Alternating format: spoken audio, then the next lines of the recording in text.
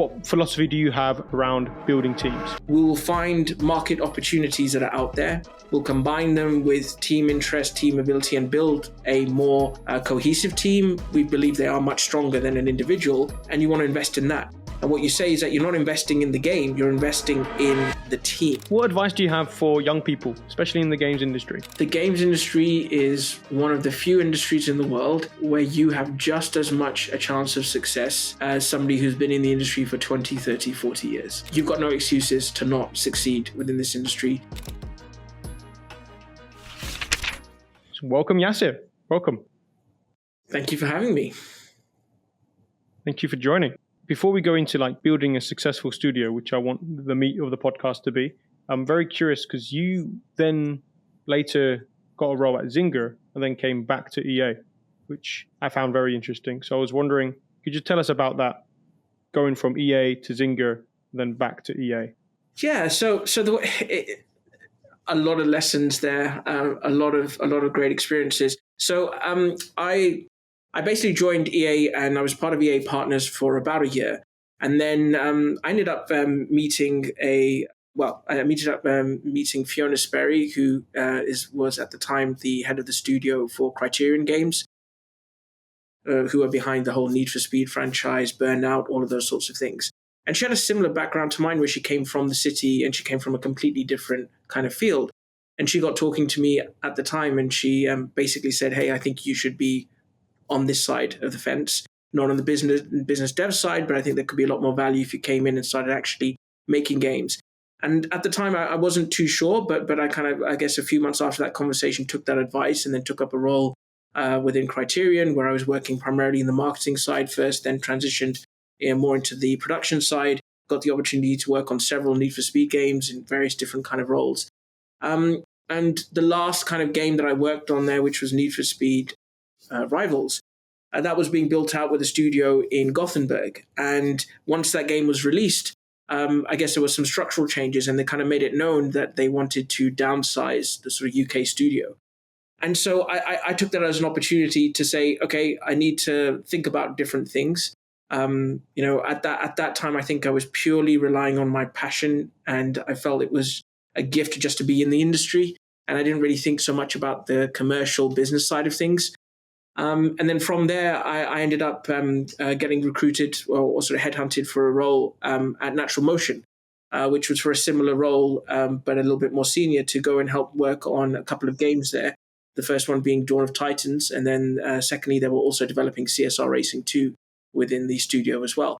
So that's how I ended up kind of moving across. I also realized that I was kind of tired of the old development model of building a game for 2-3 years, not knowing if it's going to be successful and then kind of crossing your fingers. And then, you're either wildly successful or you shut down the studio. And I felt like there was more of a room for data, for analytics, to be able to help guide decisions. And so that helped because at that time I hadn't worked in mobile and that opportunity with Natural Motion was all mobile. And so I thought, right, okay, this is an opportunity to learn a brand new area within the industry. It's also the biggest part of the gaming industry as well. And so that's how it led there. And then to come back to your kind of question, what led me from Zynga back to EA? Well, I basically got headhunted again. There were some close colleagues that I had the opportunity to work with while I was at EA the first time. I actually went to a conference in San Francisco and met a few people that worked on what was then the sort of FIFA franchise and is now the EA Sports FC franchise. And out of the blue, I just got a reach out through LinkedIn, through a person I knew there, John Shepherd, and we just got talking. And there was a unique role that they had, which was, I don't want to go too long on into this, but there was certainly a sort of motivation there to join FIFA. First of all, it was my favorite game. I used to play it all the time. And the opportunity arose to work on it in a very unique role, which was a mix between production and product side of things. And I instantly knew within, I think, the first conversation that we had that I was going to make the move across to Canada. So yeah, that's how that worked out. I've seen a theme of these are former colleagues kind of headhunting you. So I can imagine you've made quite an impression. So wanted to ask, like, when you moved to mobile games, you mentioned there you had a lot of lessons from the initial role at EA. I'm curious, what did you take from EA with you to Zynga? What lessons did you take with you? A lot of lessons. I think you certainly learn about what not to do, which is always a sort of key thing. You also learn that, well, certainly for me, I learned that games development is really not much more than research and development. There's no right path to success. There's no right way to make a game. If there was, every game developer would be a billionaire by now. And it's sort of very much an industry that is based on intuition mixed with a bit of experience, but a hell of a lot of luck as well, and sort of timing, luck. You can say they're the same thing or not. And what I realized was I wanted to try and find a way where we could create processes and systems that would help us lead towards success, or give us a greater chance of that, rather than be completely led by somebody's creative whims. So if someone wakes up and sort of says, right, the best color is red, and then next week the best color is blue, and sometimes I kind of mark them as sort of geniuses and sort of creative geniuses and all that sort of stuff. For me, that was all kind of nonsense. I can certainly see that you need those sorts of people. This is a creative industry, you absolutely need that. But you also need some kind of structure, some kind of process to get stuff done. So at that time, I just kind of realized that I needed to be in maybe an environment that was a little bit more analytical, because I wanted to try and balance that with the strong creative element that was at the studio previously. And I wanted to sort of combine that to be able to understand if there was some further lessons I could learn to help guarantee success as well. And then the other thing was just the power of people. This is completely based around people. I mean, 90% of the costs in development are all people based. Whenever you're making a game, so it also taught me the importance of having a very well developed team rather than maybe one or two strong individuals, because you ultimately become extremely reliant on those individuals. And as I said, depending on their whims and sort of decision making confidence, you can be shifting direction left and right every other week, which isn't necessarily the best thing for a sort of studio's health long term. So there's a lot of things like that I learned that certainly helped with sort of working at Natural Motion, which then obviously was a part of Zynga. Let's dig into that. So you mentioned having one or two superstars is not ideal versus having a kind of very good team. So I wanted to touch on, when it comes to Sandsoft, your VP, head of studio, your role is very much around building up that team. So what philosophy do you have around building teams? So I'll first of all start off by saying that everybody that I worked with throughout my career, I have learned from, and I've thoroughly enjoyed working with them, good or bad. Ultimately, it's sort of your job to be a sponge and to learn from others, and to add your value to those conversations as well. So I certainly never look back at any of my careers in a negative way at all. Ultimately, they are just experiences, and I'm very grateful for that and for the people there as well. Coming back to kind of what you were saying around, taking a sort of very creative-led approach versus a product-led approach. So creative-led approach is essentially you have like your superstar designer, your Will Wright of the world, that sort of thing, and you kind of build something around them. And so they either come up with an idea or a company decides that they want to invest in that one individual, and whatever idea they come up with based off their track record, cachet, whatever, they want to then invest in. And that's a very hit and miss driven way of working, very hit and miss. You can shoot for the stars and sort of, reach the moon, whatever, or you come crashing down. And again, as I said, shut down the studio 6 months later. And there are plenty of instances within the industry where you've seen both. So for me, it's a very high risk strategy, extremely high risk, because, God forbid anything happens to those one or two individuals, then where does that leave the rest of the studio? So for me, it's not a sustainable way of building a games studio at all. The other opportunity that you have is more product led, which is to say, we will find market opportunities that are out there. We'll combine them with team interest, team ability, and build a more cohesive team, which may not have the same creative strength in kind of concentrated in kind of a few individuals, but as a team, we believe they are much stronger than an individual, and you want to invest in that. And what you say is that you're not investing in the game, you're investing in the team. And I think that's the other approach, which for me is much more of a guarantee of more sustainable success. And so that's the kind of philosophy that we've taken at Sandsoft as well, is to approach that team first mentality. There was a great article by Ilkka Pakkinen from the Supercell CEO, where it's a recent post where he mentioned that they don't green light games, they green light teams. And that's exactly the philosophy that we have at Sandsoft, is that ultimately we are no different to say like the pharmaceutical industry, for example. You might have a group of scientists who are very excellent at sort of what they do. They sit around a table and say, guys, we're going to come up with a cure for cancer. The likelihood of that cure coming about is very low, but it doesn't stop them from trying to achieve it. And along the way, they may discover a new drug that is completely revolutionary for something else, or they may start to make 1-2% progress towards that kind of cure. Games development is exactly the same. I mean, we sit there and we say, how are we going to make the next big successful game in an industry where 9 out of 10 games commercially fail? So you have to invest in that, and you have to have that mindset to say, if that's the industry that we're in, we have to invest in teams and we have to support them as much as we can. And we want to see the sort of progress that they make. So that's the philosophy and the kind of direction that we chose to take, rather than concentrating on 1 or 2 superstar individuals. I think what would be worth touching on is Sandsoft is a very unique business, I feel. So could you potentially paint a picture of what Sandsoft is doing as a whole? Because you have, from my understanding, different units. Some are trying to make their own games. You have the localization. So how does Sandsoft kind of fit in the games industry?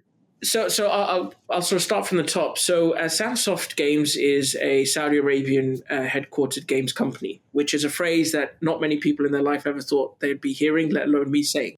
So we completely sort of, acknowledge that. But the world is sort of always changing. They are owned by another Saudi Arabian company, wholly owned, which is called Ajlan & Brothers, which is one of the most successful private-run family businesses in the Middle East.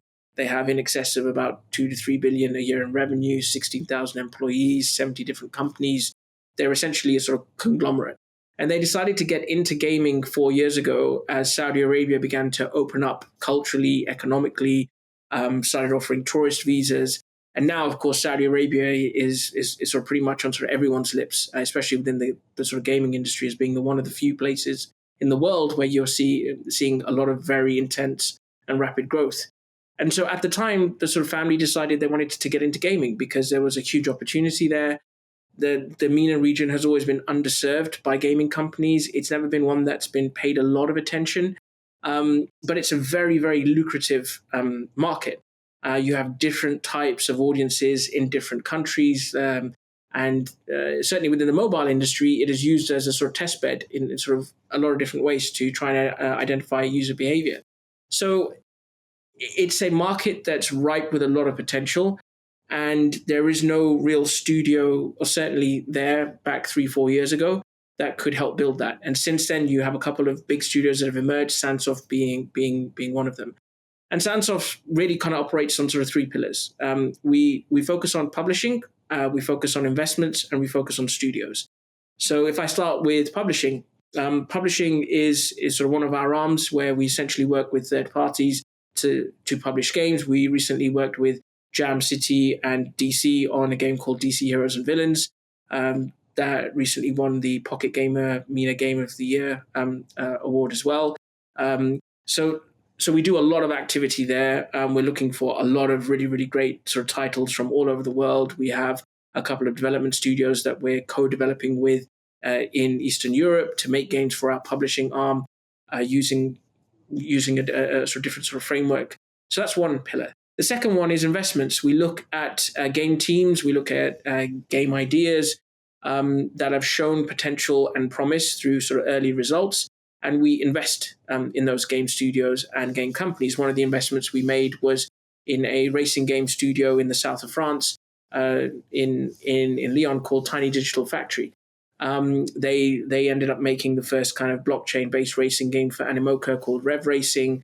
They've worked on another game called GT Manager, which is a fairly successful racing mobile manager game as well. And they've got a ton of other projects that they work on as well. So we're always looking for those sorts of opportunities. And then thirdly, and this is more of our long-term strategies, to build our studios, to build our own games. That's where you have the highest margins. That's where, essentially, I would also argue people really want to focus on, which is making their own ideas, making things that they built from sort of scratch. So with that, we have a studio in Riyadh, which we opened at the beginning of last year. And then we opened up another studio at the beginning of this year in Barcelona. So those are our two studios there. But ultimately, our kind of mission statement is to be, one of the world's leading games companies. We've done a lot of other things as well. We just recently signed an exclusive joint venture with NetEase, one of the top 5 gaming companies in the world, to be their exclusive partner to publish within the Middle East. And, interestingly enough, I think it's a great vote of confidence on the company because NetEase themselves, they've only ever done one joint venture deal in their past, and that was with Blizzard. And the second ever deal that they chose to do was with us. So again, I think it's testament to the people that we have involved, to our holding group, the kind of reputation that they have, and also everybody knowing that we're here for the long run. We're not a company that's just popped up to try and make a sort of quick buck. No, for us, we are seriously interested in the gaming industry, and we're more than interested. We are very, very active as well. So yeah, that should hopefully give a bit of a summary around what sort of Sandsoft does. No, I think perfectly said. And I don't want to understate how big that NetEase deal was. Like NetEase, when I looked into them earlier this year, didn't realize they literally humongous, tens of thousands of employees. And that point you said about, I just want to double click on this. You help publish games that are kind of already out into the Middle East. So this is specifically challenging because I think from my understanding, the language is backwards, and that on its own, super difficult from my understanding to port games. So Sandsoft is like the go-to when it comes to this thing. So I'm just thinking if anyone's listening to this, they have a game, I'm guessing they're just like, hey Sandsoft, can you help me kind of publish it in the Middle East? Is that how it works? Yeah. I mean, it's obviously the sort of deal with NetEase is focused on the Middle East, but for us, our aspirations are more global. We aren't a Middle Eastern game localization provider. That is actually probably less than 1% of our entire focus. Our actual focus is to be a world-leading games company. And this is just one great way of establishing relationships with different games companies to help them understand what it takes to make a game successful within the MENA region. Because as I said, there are very few studios with our size, scale, support that can, and our people and sort of background that can provide that ready-made experience for what it takes to be successful within that region. And so rather than a company themselves taking a huge risk and setting up an office and doing various other things, they have a potential company they can work with that can help open those doors, and it can be mutually beneficial as well.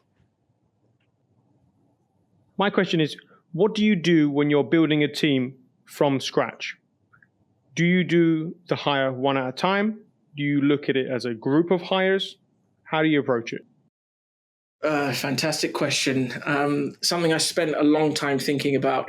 So previous to this role, I had never built up a studio before, which can be both a blessing and a curse because obviously you don't have the experience of having done it before, but also it's a blessing because you can avoid a lot of the mistakes that, or you can learn from a lot of the ways in which things have been done before as well. And for us, I think the first step is you have to understand what are your unique factors at play around what you're doing. To use the sports analogy, if Chelsea are using or deciding to sort of build their team from the ground up after being acquired, they're going to operate slightly differently than, say, a sort of League 10 division club, which doesn't have the resources and just kind of is sort of happy to find whatever they can. So ultimately, you have to understand what's unique about Sandsoft. So what's unique about Sandsoft was that we don't have an existing studio within our holding group or within our company where we look to and say, aha, they achieve success, let's copy paste. And that's what a lot of studios in established companies tend to do is there's a lot of pressure to say, hey, that studio has been really successful. Why do you need to come up with this new idea? Let's just do that, but let's just do it somewhere else. And so you end up following a culture which really isn't yours or the people's, or the sort of staff within the studio. So that can cause a lot of problems. But so first thing was, unique thing, we didn't have somebody telling us what to do because of somebody else's success within the company. That was great. The sort of second thing is that we looked at our resources and we looked at our ambition. And we said, we are a startup, but we're also not really a startup. I mean, how many startups do you know that are, investing in sort of other companies that are publishing games as well as making their own games that have the kind of resources and sort of capital deployment that we have? And so we thought to ourselves, okay, so then we have room, we have time. This isn't something where someone's got a gun to our head and says, you've got to achieve success within 6 months, or we're going to have to shut everything down. So that was the sort of second unique factor. So we have time, and we have resources, and we also have, a sort of blank sheet. And then it's the fourth thing is uniquely. I'll kind of skip through three there, but the fourth thing is, where are we in the world? We're not in LA. We're not in London. We're not in talent hotspots where if you throw a stick, you'll hit 10 game developers, right? We're sort of setting up in Saudi Arabia, which has a lot of unique kind of perception issues because of the lack of education awareness around the country and its development. And so we know that talent is going to be hard to recruit. While they might believe in the philosophy and everything else, they might find it initially a challenge culturally to say, hey, I'm going to move from London to like Riyadh. What does, that's something I never thought I would do. So we looked at those unique factors, and then that's what kind of led us to deciding how we wanted to sort of approach building the studio. So it's like once we established the unique factors for sort of how we wanted to approach building the studio, we then kind of said to ourselves, what's the philosophy? We could go down a lot of different routes. And we already discussed this earlier, but we decided that we weren't interested in the creative-led approach of having one or two superstars. Instead, we wanted a team that could gel really well and could perform at a high level. So that was number one, the thing that we wanted to do. And then there were two, kind of, I guess, insights that I generated as I was looking through and researching things. I'm a very analytical kind of person. And I realized that 9 out of 10 games commercially fail. So that's the first thing. So we decided that we were never going to be project-based. I was never going to show up to the door and say, guys, we got a license to this IP. They want us to make a racing game. 2 years, here we go. Let's build a team around that. That was not the way that we wanted to work, because that's the surefire way of hiring a lot of people and firing a lot of people. Why? Because you've got a 90% chance that the game's not going to be successful, which is the industry average. So we decided that we were going to be team-based. We were going to invest in the team, never in a specific idea or a sort of project itself. And then the second one was that, again, nobody in this industry has more than a 10% success rate individually in terms of the games they've released.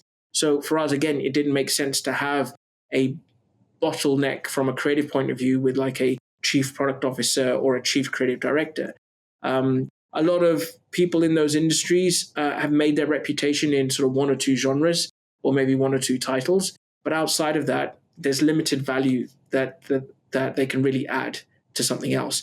Say if you worked in sort of match 3 games and that's where you've made your reputation and you've built a lot of good match 3 games, your ability to add a ton of value to, say, a sort of real-time strategy game is probably not going to be that high.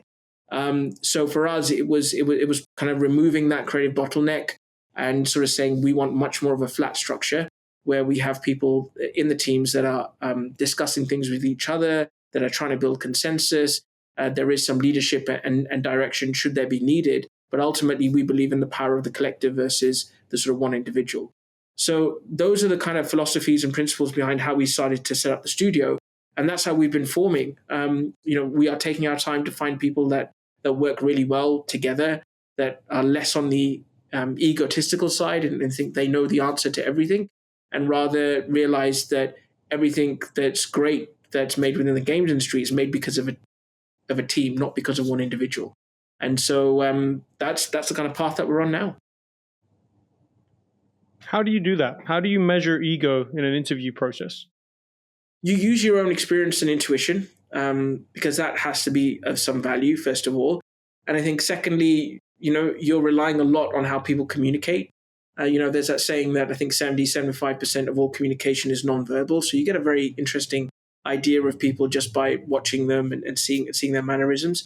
And thirdly, you use personality tests.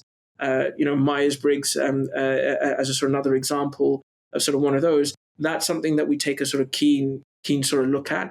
It's something that we've used not necessarily as a part of our explicit recruitment process, as in we don't get candidates to sort of do it, but it's something that we internally refer to once we're talking to candidates and we know what the makeup of our existing team is who've like gone through these sorts of tests as well. So, we don't want to put a whole bunch of people that are exactly the same personality type into the same team, because that's a recipe for disaster. We want to make sure that there's a good balance between leaders, between people who are more pragmatic, between people who are more, say, creative, empathetic as well. So those are the sorts of things that we use in order to try and understand. And I would say it is much more of an art than it is a science. There is no perfect way to make a team, because even if you think you have the right things on paper and things should gel well, sometimes they don't. And that's just a part and parcel of sort of team building as well. I'm curious, your flat hierarchy, is your studio set up remotely? Is it hybrid? No. We took an approach away from, I think, where the trend was going and has been going since, and for a number of reasons. I think number one for me, when you're building a new team that hasn't worked together and you want them to be invested in the success of the studio, I think they have to have skin in the game, number one, and they have to be people who don't just say, yeah, sure, it's something I'll do, but I'll do it from 6,000 miles away with like a 6-hour time difference, but actually are invested in the success by sort of saying, hey, I'm physically going to move myself or my family to the region, and I'm committed to like making this work for as long as I can. But also when you've got a new team that hasn't worked together, like I said before, it's 75% of communication is sort of nonverbal. How are you going to get that through a screen? How are you going to get people in a creative industry getting the best out of each other when they're not surrounded by each other? When somebody here overhears another conversation and all of a sudden they kind of jump in and start thinking of an idea rather than having to schedule a meeting for every single thing, which for me doesn't really inspire a lot of creativity. I think it can work if you have an established team that has worked together for a long while and knows each other well, knows when somebody says something's rubbish, they actually mean this, right? So they know how to read people, they've worked with the team beforehand, and they've delivered things before as well. I think there's a higher chance of that sort of system working. But certainly for when you're creating something from scratch and you're investing a lot of resources, time, etc. into it, for us, it makes a lot more sense to have people invested in the success by having some skin in the game, but also it gives us a much higher chance of success to have people that are around each other day to day that can really build that team chemistry. So how big is the team now? As I'll start off on the Sandsoft side. So Sandsoft, I think we're about 62 people so far. We're spread across Barcelona, Riyadh, Helsinki, and Shanghai. Right now in the Riyadh studio, we have roughly about 12 people. Our ambition is to get to about 24 by the end of the year. We're starting off with kind of a sort of, I'm sure we will get into it, but a sort of tribe structure. So we have very small kind of experienced teams that are working together rather than just recruiting a lot of people. So yeah, right now we're about the sort of 10 to 12 mark, and we're growing to about 24 by the end of the year. Yeah, that was the follow-up question. So with 12 people, I feel like the flat hierarchy is a lot more, not automatic, but it's a lot more manageable. But when you double that to 24, things start to change. So please tell me more about the tribe format. Yeah, economies of scale and sort of whatnot. I think it's sort of interesting because you can have a very large team, and let's define, a sort of large team working on one single game, or say anything above 20 people all working on sort of one game. I think once you have that, you have benefits, but you also have downsides. And the clear downsides are that it takes longer to get things done, which is odd because you would think with more people, you should have more resources, right? But actually, realizing what we're doing is research and development and nothing more, it means that you're going to be pivoting, every other day or like every other week, you're going to be exploring something else. Now, if you get 20 people in a room and you try and explain, okay, guys, we're going to shift to this direction, then next week, this direction, you'll get a lot of people who are like, what the hell's going on? And you'll have to slow everything down because you'll have to explain everything. You'll have to go through it. So for us, what we found was that the optimum number for a team size, especially in the prototyping, ideation, even the kind of production phase, is around about that sort of 10 to sort of 12 marker, kind of sports team size. And that for us is the optimum size that we want to build our teams around. So each game team, and we're planning to have 2 game teams by the end of the year, will have about that number of people in each. And they will operate themselves. Like they won't be, working on each other's games. They'll be supporting each other when they need. If you need to borrow a resource, etc., you will. But ultimately, they are developing their own ideas, and they're going to be working, and they're responsible for their own ideas as well. So that way, even with a slightly larger number of people, you're still able to manage things in a way where you can maintain a sort of flat hierarchy. And the other thing as well is that, and let me define what a flat hierarchy actually means for us. Flat hierarchy for us means that anybody that's working within the actual game team doesn't report to anybody else in the game team. That's to make sure that nobody feels like they have to side with somebody because that's their boss. And if they go against them with a certain idea, they'll be reprimanded or sort of whatever. So within the game teams, it is absolutely flat. Outside of that, we have a role for an art director and for a technical director, and we need to provide discipline guidance. So for that reason, we have somebody there that can lead on the art side, somebody there that can lead on the technical side. But outside of that, we have no creative director, we have no chief product officer within the company and or the studio. That is not something that as I said earlier, that we believe in. So instead, what we have are what we call councils. So all of the designers that we have, they will essentially be meeting up with each other every other week, and they form a roundtable. And same thing on the product side. And that's a place where you go to work with your peers on different challenges, different ideas, different ways of thinking. And since you're not reporting to anybody else, it's a very flat space to be able to discuss these ideas with your peers rather than with your manager, which can be a very, very different kind of conversation. So we have those sorts of councils for those roles, which are more on the creative side. And then we have discipline leads for the ones that are focused more on the sort of technical side. And since we're really just hiring experienced people for those roles, we're not in a huge in-depth need to have a creative director that can train a bunch of junior people. We're looking for people that have at least 7, 8, 9+ years experience within those discipline areas. That's how we work, and that's how we maintain that kind of a structure without kind of falling into the sort of trap of sort of having a sort of fairly well-built pyramid. Very interesting. I haven't heard that format before. The tech director and the art director, are they per game team, or would it be one for both teams?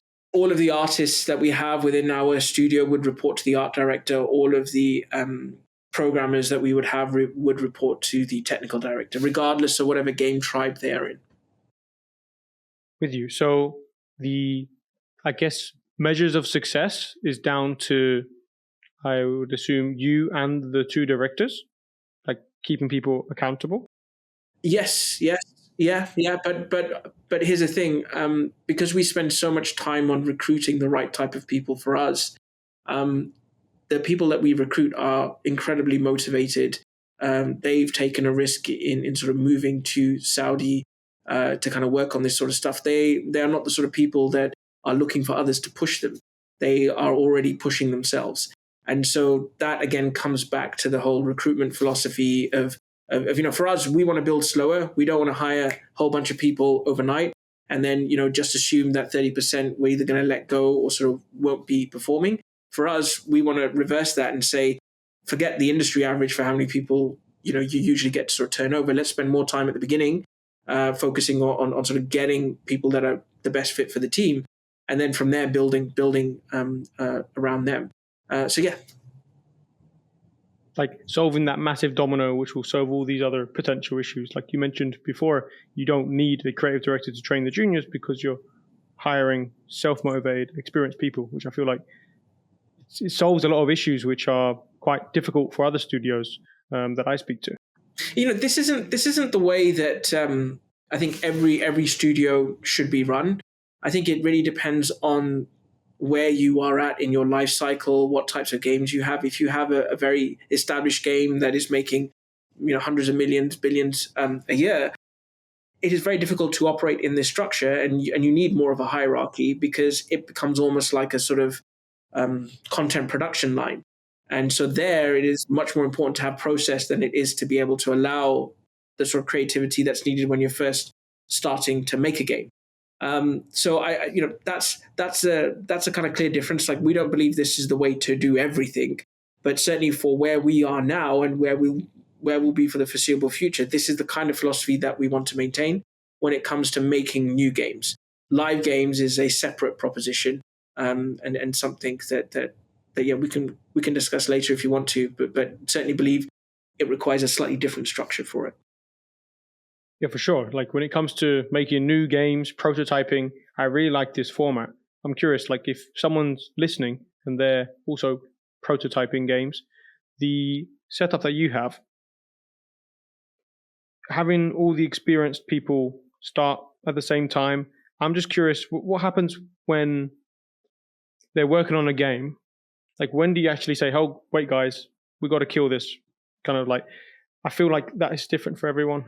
Yeah, another fantastic question. So again, something that I've thought about a lot. It comes back to those two foundational principles that insights that I was talking about. Nobody in this industry has more than a 10% success rate with the games they've released. Nobody. Don't care who you are. The only thing people tend to hear about are your successes, but never about the games that never made it. And there are way more games that never made it than the games that sort of did. So when you start on that premise, you realize nobody has the right answer. And when you start thinking about that, you think about the whole green light process, and you think, well, why do we have a green light process?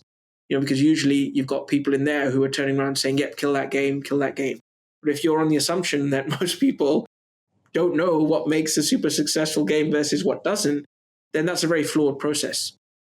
And so we kind of revamped it, and we said, well, we don't have a green light process. We don't. Instead, what we do is we rely on doing a lot of external validation fairly early on throughout the game development process. So it is up to our game teams to be able to go out there and test their ideas. Because the best people that will greenlight the game will be people who are the players of the game. Not me, not the CEO, not anybody else. I might like a game and love it and really want to support it, but the rest of the world hates it. So it doesn't really add much kind of value to the game team then. And so we leave it up to the game team ultimately to make the decision about how much conviction they have based off of the results they receive to be able to continue working on the game, or whether they want to scrap it and move on to something else. And there are different ways that we kind of implement this. So there's this sunken cost fallacy, which is something that nearly everybody in the games industry has to deal with. And that's the idea of saying that, I spent 6 months on this game, I spent $100 million on this game, and even if all the metrics are showing you, hey, this isn't going anywhere, I'm still going to continue because this is my baby, right? And that's what I think a lot of people fall into the sort of trap of. And so for us, what we've done is built some mechanisms around that to help our game teams avoid that. Ultimately, a lot of their compensation is sort of tied to the performance of the games, number one. So they have that same... Yeah, I mean, it's the same in a lot of other companies, but because your sort of bonus structure is usually tied to your individual performance than the company performance. So it's the same thing for us, but it's boiled down much more to the sort of team level. If they have targets and things that they want to achieve, like say getting a game into production by the end of the year, then they know that they're being held accountable to that standard. And if what they're working on is not likely to help them achieve that objective, then they're able to make more of a rational decision alongside the sort of creative one. So it's it's sort of no longer not just my baby, but it's also something else I need to think about. So all of those same decision-making points that you would often find a green light committee thinking of, like the financial considerations, the sort of creative ones, the market ones, they're ones that we essentially boil down to the team and say, you guys can think of this stuff. You don't need us to sit there and kind of talk about it. And ultimately, if the game team themselves truly believe in either killing an idea or in continuing with an idea, then we would support the team, right? Because their conviction is more important to us than our own individual beliefs around that. Again, we're investing in the teams, we're not investing in the game. there are so many examples of games that, when you read about their history, would have been killed if they were part of a green light. We could talk about Boom Beach, for example, from Supercell. There are stories there where nearly everybody in the company hated the sort of game and didn't believe that the metrics were going to be strong enough, and the metrics weren't. But there were one or two people in the company on the game team that believed and continued persisting. And then you end up with $1 billion plus franchise every year. And that would have been killed by other ones as well. Conversely, there are loads of games that should have been killed much earlier. So for me, there's no right answer for how to, and there's no right person in the world who can say, yep, that's a successful game. That's not. Ultimately, it comes down to, does the team themselves continue to want to believe in this idea that they're working on? And is there enough progress that we're seeing with the metrics, with qualitative feedback, that would give us encouragement that it is worth supporting the team in that? And the team themselves get to make that decision. And then the final thing as well to kind of bear in mind is that a lot of teams get very disenfranchised and lose a lot of their passion when their ideas keep getting killed by green light committees that are outside of their control, right? And so at a certain point, that frustration just boils over and they want to leave and they want to go and do something else. But if you're the ones that are killing the game ideas, you yourself as a team, you own that decision. It's not somebody else making that and that you can, bitch and complain about it. No, it's a sort of, hey, you guys decided that even though you worked on this for a while, it wasn't working and you decided to move on. So it gives the team a lot more ownership as well. And for me, that's a really important thing, to make them feel valued, but also make them real kind of participants in the sort of success of sort of what you're making as well. So many things I like about this. The alignment of incentives I found to be a massive problem in the games industry. Some of the most common reasons when I was speaking to like a senior looking to leave when I was recruiting for like senior developers was simply because the incentives of the studio, which was potentially more of the content production or just doing the same old, they no longer had an incentive to really push themselves. It was kind of like, if I do my job too well, then there's actually a risk of potentially losing my job kind of thing.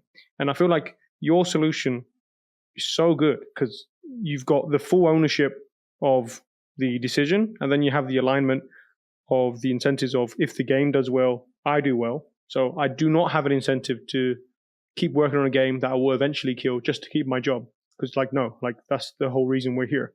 And when you add the fact that people brought their families over some of the time and the skin in the game, I think that commitment is a big factor, which isn't really spoken about that much. If you could leave at a moment's notice, it potentially makes this decision, I guess, easier. Like, if it's like, oh, the game's going to leave, I'll leave. When that's the case, like, there's a bit more commitment, people are trying a bit harder. So I love so many aspects of this. One question for you, in terms of the... Sorry, go on. Tell me, Yahsir.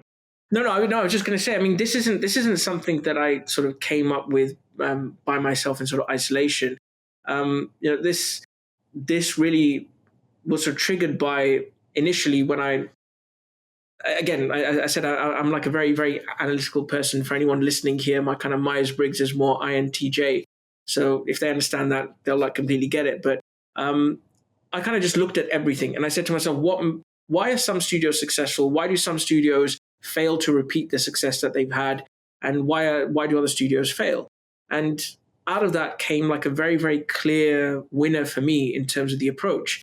And I kind of referred to it earlier, but certainly the way in which Supercell work has been a huge inspiration for us, because they operate in a similar flat structure, hierarchy. The CEO is the least important person in the company. That's the same philosophy that sort of we have. I'm the least important person in the studio. I'm not adding any direct value to programming or to coding. My job is to help support the team and to kind of remove blockers. And whenever things are getting tested in terms of our principles, philosophies, to make sure that we adhere to them as best as we can. But really, it's the sort of developers that are the superstars and the ones that are far more valuable to us and the sort of company as well. So yeah, there are examples out there. But the thing is that from the very beginning, when we're all raised as sort of children, we always have somebody telling us what to do, always. whether it's your parents, whether it's your teachers, whether it's your boss, whatever. There's always somebody that you kind of look to and go, can I have permission to do this? What should I do? And so we're all trained psychologically from a very early age to want that structure. And that's a very corporate structure as well. That is exactly how that's built. And it works for companies where things are very predictable. For oil and gas, or for real estate, or for construction, where you have defined processes, defined margins, and so everything else. But in a creative industry, it is the worst way to run something. Absolute worst way to run something. It's why so many companies fail to repeat their success. It's why you have a lot of companies that have got one massive game, but outside that couldn't develop anything else. Because truth be told, they got lucky with that game. And whatever they learned from it, it's almost become too big an entity that it kind of kills any new ideas, because, the cost of me putting one engineer on this new prototyping team might lose me $2 million a year. But if I put them on, say, something like Candy Crush or something like Angry Birds, I might generate $200,000 profit from them a year. So you end up with these situations where it's very, very difficult for established companies, because they've now put in a lot of these corporate processes, because they're either publicly listed or they're just way too big, for them to repeat that success. And it's why, again, there are very few studios in the world that have repeated success. And for us, learning from them, learning what worked, what didn't, was super essential.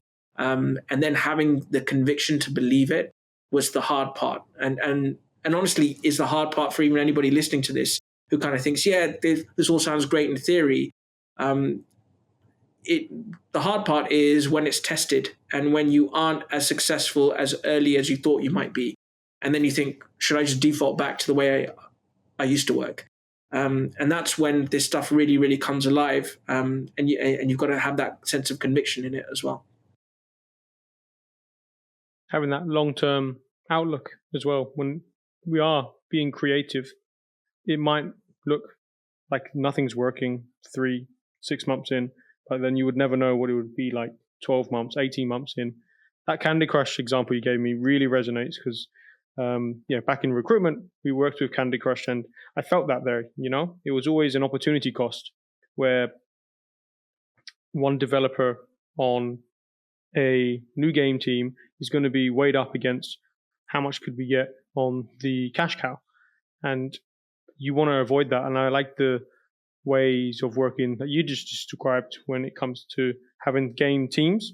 So they aren't kind of competing, right? They're not competing with resources. They're a separate unit.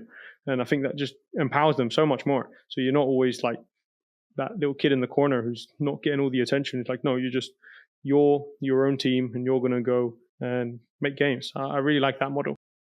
It's more of a friendly competition that we try to create, rather than something that's super competitive and people are just looking out for themselves.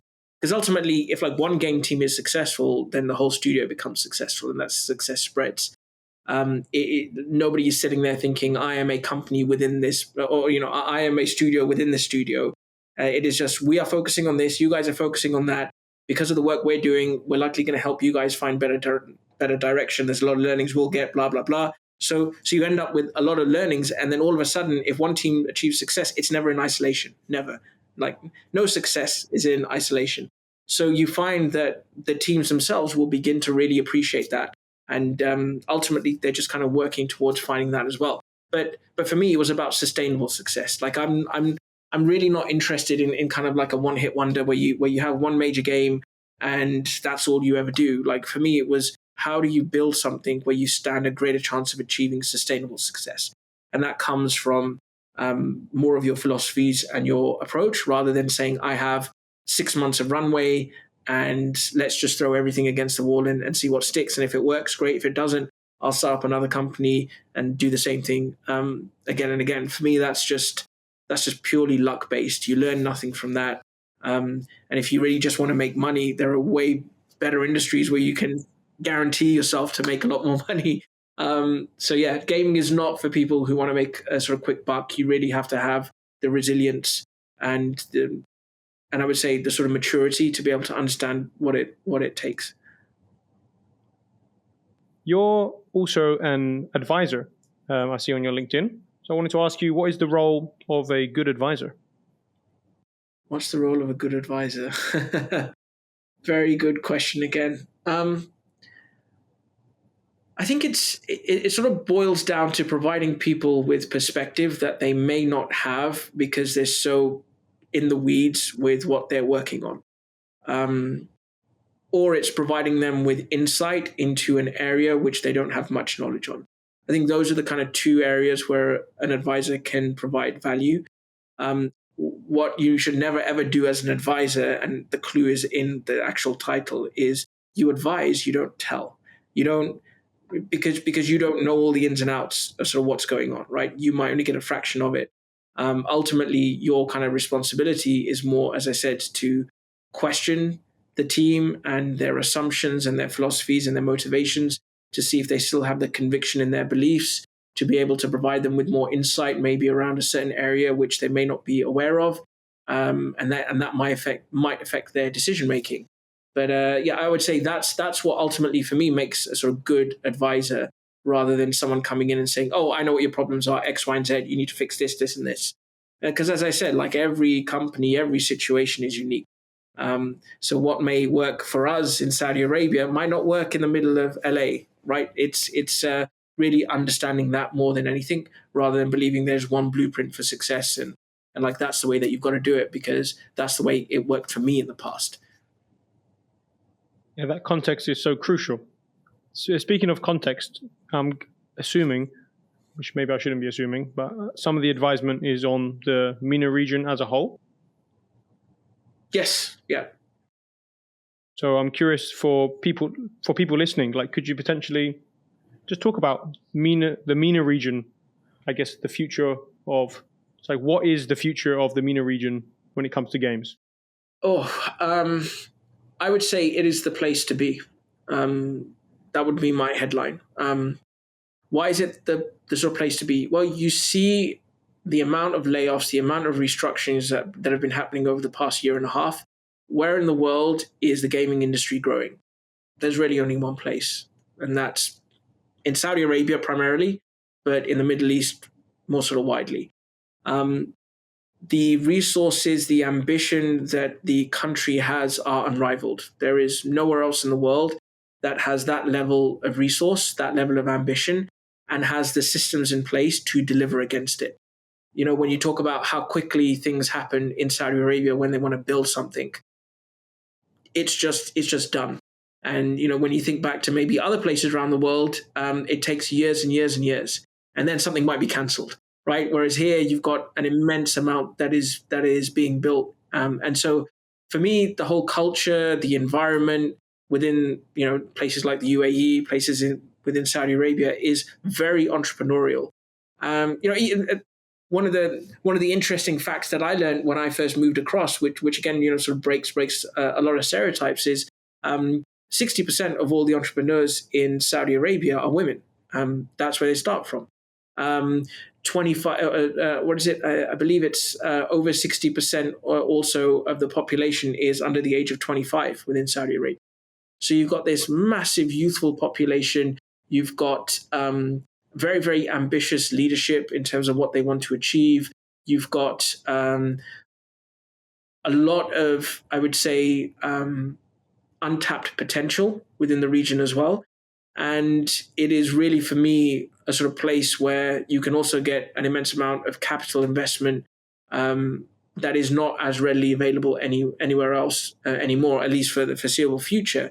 So all these sorts of things really add a lot to the region, which most people, when they think of the Middle East, think of conflict, think of wars, think of, various other kind of cultural stereotypes and sort of whatever. But once you just start scratching the surface, you begin to see something in entirely differently. And it's not just within gaming. I mean, you've seen it, everybody's seen it.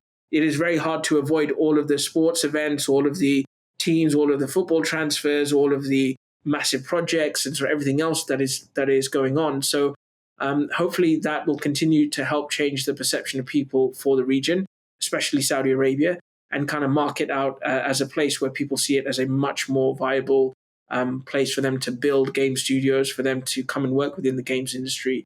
And I've already seen that over the past 3 years. or so that I've been within this kind of a role and sort of advising and so on, I've seen a huge change. I've seen a huge change from people initially saying, Saudi Arabia, what the hell are you talking about? To now, oh, Saudi Arabia, I heard they're doing this, there's that, there's that. So it is just a sort of process of time. Now, I don't think that anything else will sort of stop it or sort of get in the way. It's just more continued awareness, education, and you'll start to see people seeing Saudi Arabia as an extremely viable place for them to build a very, very solid games company.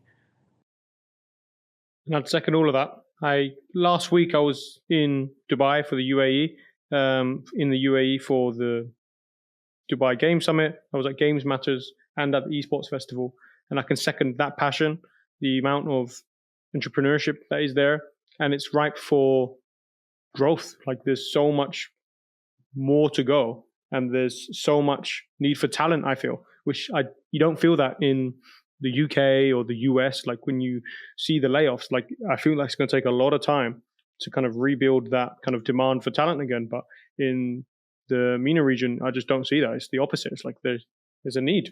So 1,000% second, like the time is now for the MENA region in the sense of like if you were trying to make a bet, it's like if you got in early just as a game studio to be established, or if you're a service provider or anything, just there's so much growth coming, and I saw that firsthand. Yeah. It is a really, really, really fascinating place, and something that as I said, over the past 3 years, I've seen so many trends which show so much promise, and yeah, it's really where the excitement, the energy is. That kind of enthusiasm, and you will have felt it when you were in sort of Dubai, when you were as well. Just the environment you're in makes a massive difference to your energy level, to your enthusiasm, to your desire to kind of get stuff done. And there are many, many, many factors that enable that as well, that the respective governments are kind of promoting and pushing, and especially within Saudi Arabia. Saudi Arabia is the only country in the world that I certainly know of, and please fact check me on this, but they're the only games company. They're the only country in the world that actually has a national gaming strategy. Right? They've like put aside $40 billion to invest just in gaming, and most countries don't even have that much to invest in infrastructure. So that for me just shows the immense level of resource ambition that they have, and I think it would be a real miss for games companies and for games developers to not think about the region, and especially Saudi Arabia, as one of the key gaming environments in the next 5 to 10 years. I know there are countries that have national game strategies, but I guess it's a relativity thing here. Like I know the UK has one, but the sheer size of that number you told me, it changes everything, right? Yeah. I mean, you've seen it with the acquisition of Scopely, for example. You've seen it with loads of other acquisitions that have happened within the region. You have a lot of VCs that are now in the gaming space that are setting up offices, or sort of putting people here on the ground within the Middle East. So, I mean, that alone kind of shows you, where the kind of direction is sort of headed as well. Perfect. I'd like to close the podcast. So I live and breathe LinkedIn. So I'm curious, what is your relationship with LinkedIn? Interesting. I think just LinkedIn is like any other social platform. You make of it whatever you want. If you want to utilize it in a sort of constructive, positive way to help build your network, great. It is a fantastic tool. If you want to use it for, validation or for promoting your own achievements, that's another way you can use it as well. For me, LinkedIn has always served to be a really good place to be. It's a very concentrated network that you end up building up. But I would say that if there's anything I've learned, you've got to manage your network on there, and not necessarily accept every single equivalent of a Facebook friend request. But you've actually got to really kind of build a sort of solid network there. And I think in this day and age, when people are so spread out, the old network way of just sort of physically seeing everybody and kind of meeting is really difficult to do. And this is a great way of being able to maintain networks in lots of different geographies, lots of different areas that you can utilize to your advantage, and that you can also provide benefits to for them as well. So for me, it has only ever been a sort of positive place to be. The connections you make in person, LinkedIn, I guess, is the glue that allows you to keep those connections. I found that to be super powerful, especially after doing the conferences. The amount of, you can basically build a whole second tribe, second family on LinkedIn, I've found, just by staying in touch, because like you said, it's super concentrated. Yeah. We didn't touch on this. I want to ask you as a final question. What advice do you have for young people, especially in the games industry, based on your career now? You have a difficult time. What advice would you give to young people? I would say that the games industry is one of the few industries in the world where you have just as much a chance of success as somebody who's been in the industry for 20, 30, 40 years.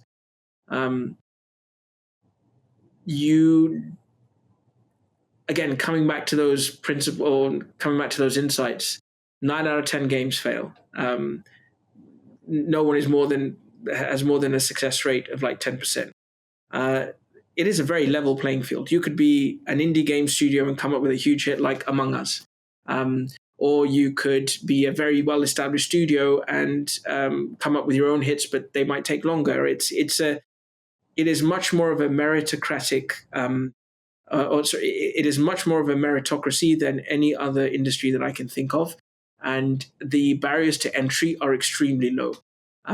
You can pick up Unity licenses, Unreal licenses for free if you're like just a solo operator or in a small team. You can develop games. You can learn pretty much everything that you need to off of YouTube online courses. It is an industry where you can experiment very quickly and you can prototype very quickly. You can understand what could work, what sort of doesn't. And if you have something that shows promise, there are people out there who are immediately looking to work with you, regardless of your size, to be able to help you with that as well. So I would say to anybody young that's either thinking about getting into the industry or is already getting it or is already in it, you really have no excuse to not be able to learn, to be able to innovate, to be able to invest in yourself. You don't need a ton of mentors. You don't need a ton of advisors. The best things, or certainly the things that you learn the most, are the ones that you experience, not the ones that you're told, right? Like me telling you something is not going to be as helpful as you experiencing it yourself.